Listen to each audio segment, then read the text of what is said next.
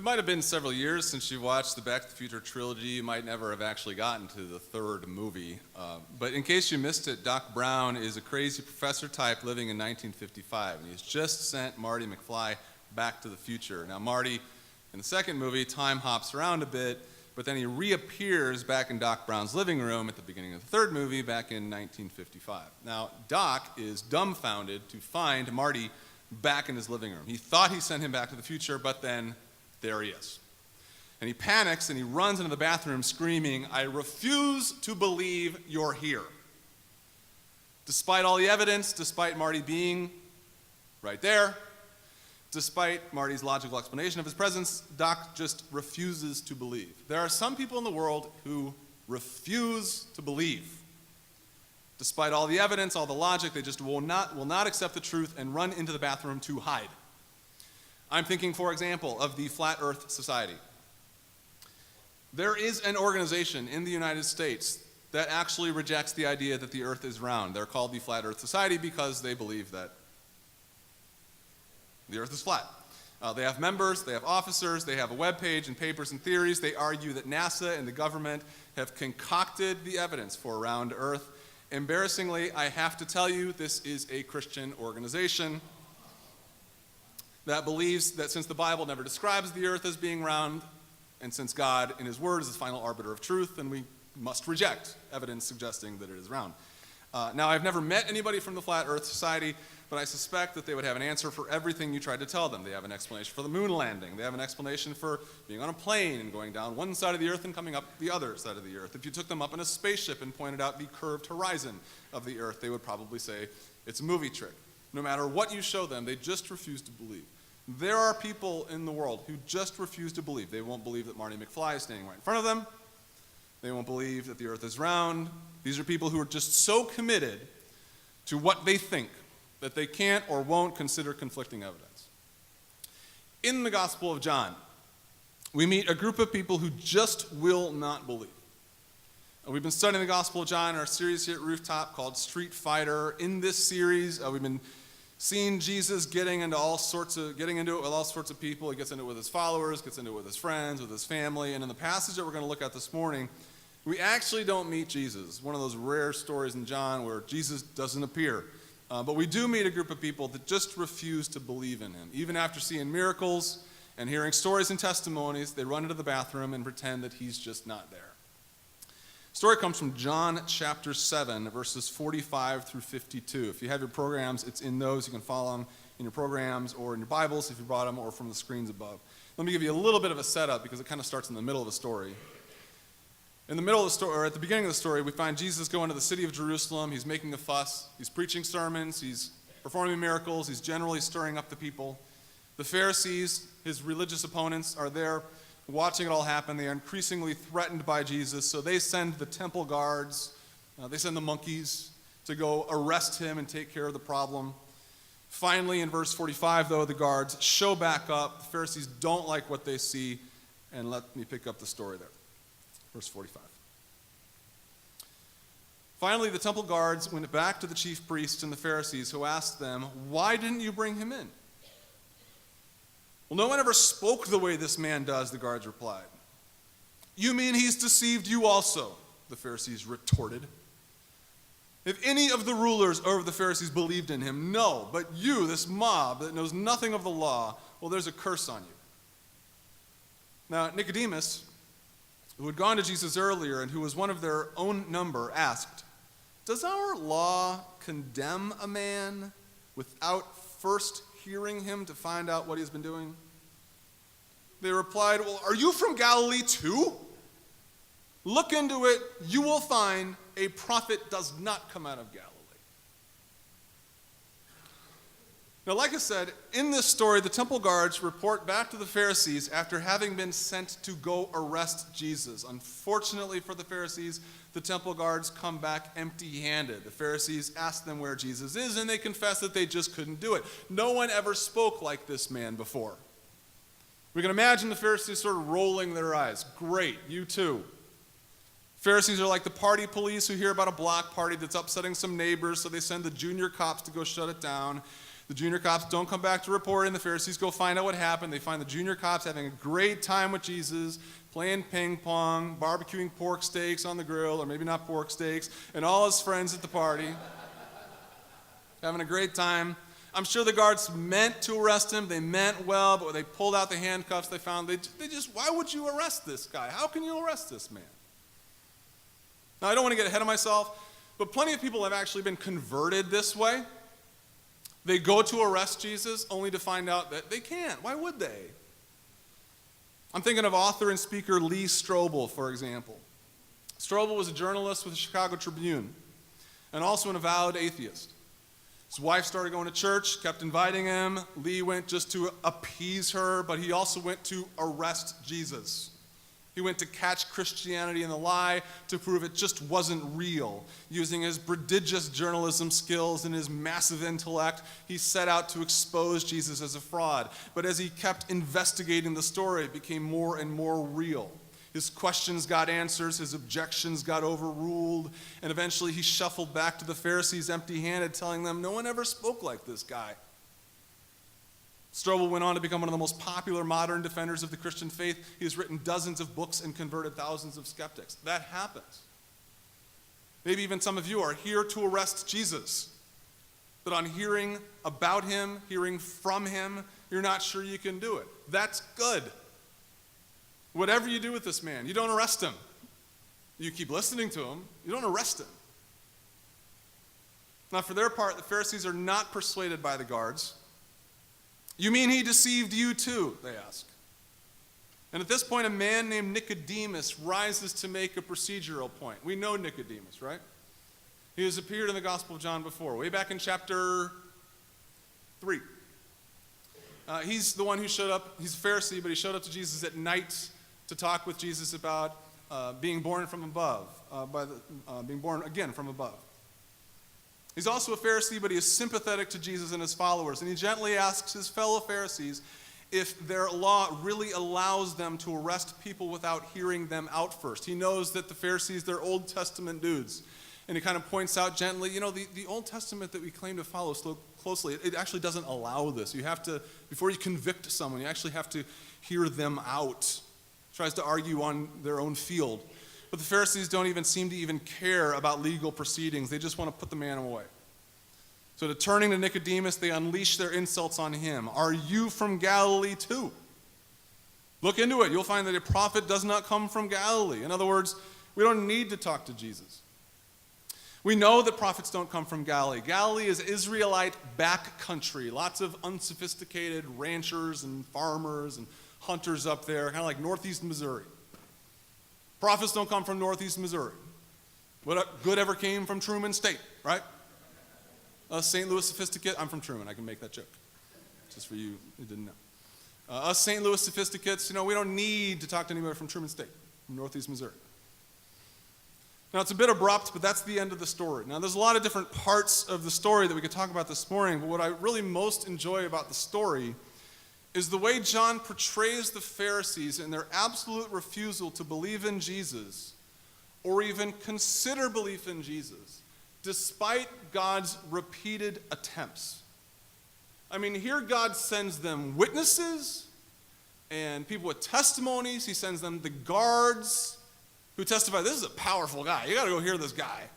He sends them Nicodemus with the scriptures saying, hey, we're not supposed to do this. He sends them all sorts of evidence to at least consider who this guy is, but they just keep running into the bathroom to ignore him. And what I like about the story is that we get a pretty good picture of what belief refusal looks like. This is important because we can all be Pharisees in this regard. We can all just refuse to believe. And I'm not talking about atheists. I'm not talking about militant atheists who refuse to believe. I know there are modern atheists out there who just refuse to believe. You've probably heard some of their names. Richard Dawkins, Christopher Hitchens, Sam Harris. Anybody ever heard those names? They're sort of on the front line of modern atheism. They write all the new books. I'm not an expert. These guys are much smarter than me. But I got the impression that no matter what anybody tells these guys, they will just refuse to believe God could come down to earth and juggle buildings, like with his eyes closed, under one leg, and they just claim it's some sort of religious hoax. There are those people who refuse to believe, but again, I'm not talking about them. I'm talking about us. We can all be faith refusers because we can share some of the characteristics of faith refusal. Let's look a little closer at the faith refusal of the Pharisees to learn about our own. In the story, we see three aspects of the Pharisees' faith refusal. For example, the Pharisees are dismissive. They send a group of temple guards to go arrest Jesus. Guards come back without him, saying, "No one ever spoke like this guy. You got to go hear him." What do they say? Has he deceived you too? What's noteworthy is what they don't say. What don't they say? Really? No one has ever spoken like this guy? No one? What did he sound like? What did he say? How many people have you talked to? I mean, what made him stand out? Where is he? They don't say any of that. What do they say? Has he deceived you too? They just dismiss it. Because it's not what they wanted to hear. They had already made up their sophisticated minds. Again, though, we all do this. We all dismiss things we just don't want to hear. Dismissing Jesus is just easy. You just stop listening. The preacher gets to the point in the sermon you don't like hearing. Grocery store. What's on TV? Get to that part of the Bible. Oh, no. Next page. I was reading a book the other day on marriage and romance. I'm a married guy. Not much of a romantic guy. Romance for me is like Lion's Choice. But I like this book. I love this author. He's one of my favorite authors. His name is David Schnark. I highly recommend him. And he writes this book on marriage and romance. And I got to this section. It was just a little too close to home, though. It was exposing me just a little too much. I was like, ooh, oh, no. You talked to Michelle, didn't you? This is a conspiracy. And it's just a little too close to home. So what did I do? It was easy. You just close the book. Go back to life. We all do this. We all dismiss God when we see stuff we don't want to see, stuff that doesn't fit into our personal religious frame of reference. When we read hard teachings in the Bible about sin and hell and sexuality, dismissed. When a friend or a spouse brings up a character flaw of ours, if we're humble enough to even allow them to get to that point. If a friend brings up the character flaw of ours, we roll our eyes. Dismissed. When the Holy Spirit speaks to us and gives us something to do, like seeing a stranger and going up to talk to them, or maybe even thinking about making a move at the church, like dismissed. We all do this. But we'll never believe in the truth, let alone walk in the truth, let alone understand the truth, if we just keep dismissing what we don't like about it. Right? We'll never believe, understand, or walk in the truth if we just kind of keep dismissing what we don't like about it. The Pharisees were dismissive. They were also discriminating. When the guards come back empty-handed, the Pharisees respond, "You mean he's deceived you also?" Well, look around. Have any of the rulers or of the Pharisees believed in him? No. But this mob that knows nothing of the law, there's a curse on them. You're going to be like them, they're asking. This mob from Galilee, from northeast Missouri. And when Nicodemus steps up to defend him, they actually call him a Galilean. They don't even talk with him about it. They just resort to an ad hominem attack. Are you from Galilee too? Clearly, the Pharisees have no respect for the common folk from Galilee, including Jesus and his followers. The Pharisees were religious elites who believed only people like them could know the truth, could know the law, and that if you disagreed with them, it was because you were a backwards ignoramus from the mob in Galilee. That's one of the ways people deny the truth. They just discriminate against people who challenge it. This happens today. In the modern scientific community, for example, it can be dangerous to admit you are a believer. Many scientists will naturally conclude that Christians are ignorant Galileans and that their scientific objectivity is in question. A couple of years ago, for example, this came across the newswire. An esteemed professor of astronomy, Martin Gaskell, was being considered to become the director of the University of Kentucky's McAdams Student Observatory. Gaskell was apparently the front runner to win the job, had wonderful astronomical qualifications, Then the interviewers did an internet search on Gaskell and found some religious statements he had made about his belief in God. He wasn't even a young earth creationist or anything. He just believed in God and wanted to follow Jesus. One of the interviewers circulated an email saying that Gaskell was probably a fascinating guy to talk to, but in her words was, quote, potentially evangelical. For those of you who don't know, evangelical is a sort of a subtype of Christian that just takes the Bible seriously. It's evangelical Christian.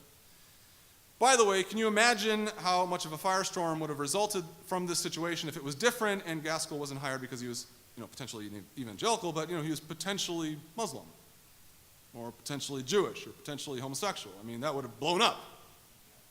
This kind of didn't. It stayed kind of small because it's okay, because it's potentially evangelical. Gaskell didn't get the job. He sued the university for religious discrimination, and they actually recently settled out of court. I'd like to think because the university realized, oops.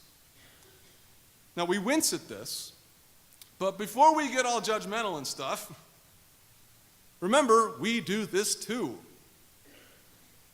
Now, we discriminate against people who don't reinforce our beliefs. It's easy to forget that we have the most to learn, by definition, from people who aren't like us.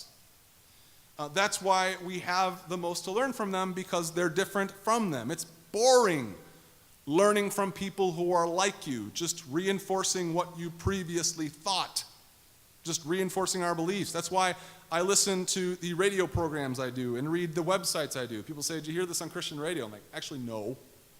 They listen to other radio programs because they're different from my own perspective. I go to this website that lists popular articles around the web and about religion and pop culture and news, and sometimes I'll see links of articles that I really, really don't want to read, but I'll force myself to click on them just so I can learn from them. Titles are seemingly radioactive to Christians like me, like why gay marriage is good for the world, why Mormons are onto something, maybe the commies were right, articles like that, and I'll have to force myself to click on them because I won't want to read them, but I know I have to. Because I don't want to be a Pharisee. I mean, by reading these articles, I'm not going to become a gay Mormon communist. It's not just going to happen like that. I'm just going to learn. I mean, if we want to grow in our understanding of the truth, we have nothing to fear from people who have a different take on it. I am not saying they're right about everything. I'm just saying they have something to teach us about ourselves, about God's world. Maybe even about the truth. The Pharisees were dismissive, they were discriminating, and lastly, they were deceived. They think they're so smart. But here in the story, they betrayed their own ignorance and how they've believed their own lies. For example, when the guards come back without Jesus, they berate them, and they ask them, have any of the rulers believed in him? No. And then what happens? Little Nicodemus. Question, is this right, what we're doing? It's not exactly a bold statement of faith, but for him in that context, it was quite bold. Now, Nicodemus, he's not a committed Christian or anything yet, but it's enough to expose the lie of the front that the Pharisees are trying to put up. Have any of us believed in him? Just question. Question about him, and let's just hear him out. But their deception doesn't even start there. They say, you must be from Galilee too. Sorry Nicodemus, prophets don't come from Galilee.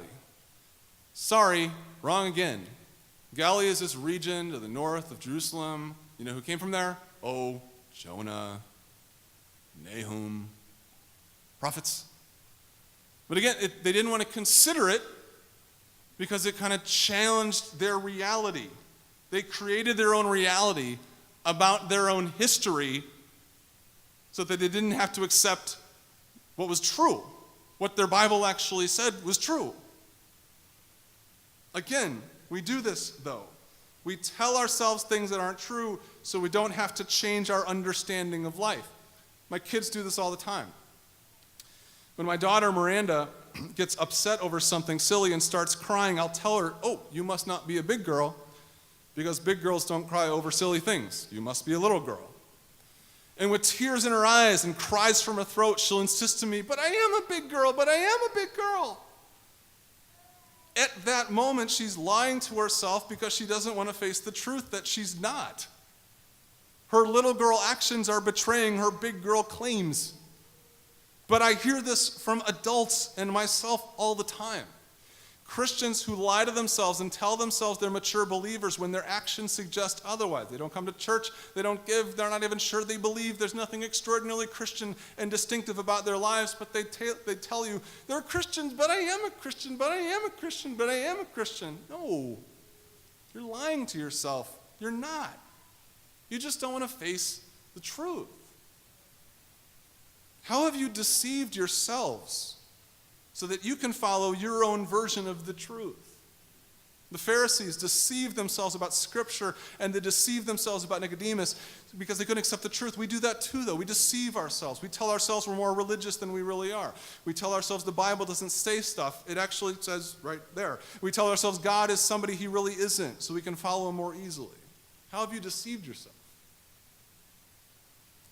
These are the attributes of people who refuse to believe. They are dismissive, they are discriminating, they are deceived. That's what kept them from really seeing Jesus for who he was, and that's what keeps us from experiencing the truth of following Christ. Thankfully, though, that's not where I want to end this sermon. The Pharisees' refusal to believe is important, but what's even more important is God's refusal to stop giving up on them. That's the much more remarkable aspect of this story. I mean, these guys are so determined to not believe, it's crazy. That's a story.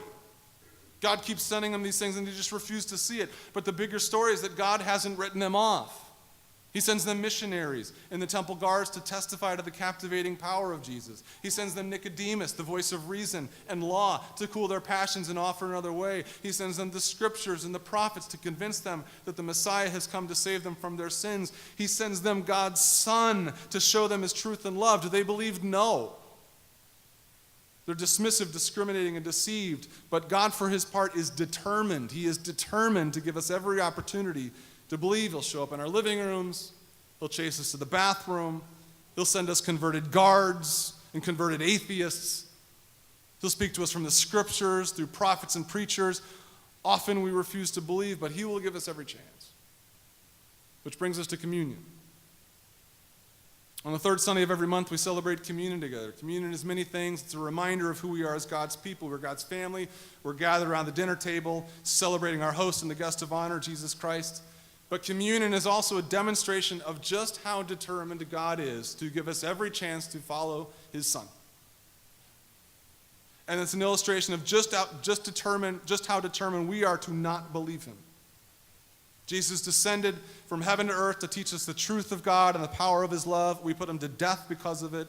That's how determined we were to not believe him. How determined we were to shut him up. But he put up with it, suffering unto death, even death on a cross. That's how determined he was to give us every chance. He's so determined to break through our refusal to believe that he comes to us again this morning through the bread and through the cup. This bread represents his body, which was broken for us. This cup represents his blood, which is poured out for us. As we eat this bread and drink from this cup, he comes to us again and again and again, reminding us this is how much he loves us, that he would go to such lengths. Many of us refuse to believe that. We refuse to believe that we are his, that he is real, that he loves us, that his word is true, but he comes to us still again and again and again, as long as there is time. Hoping against hope that we, unlike the Pharisees, will believe him.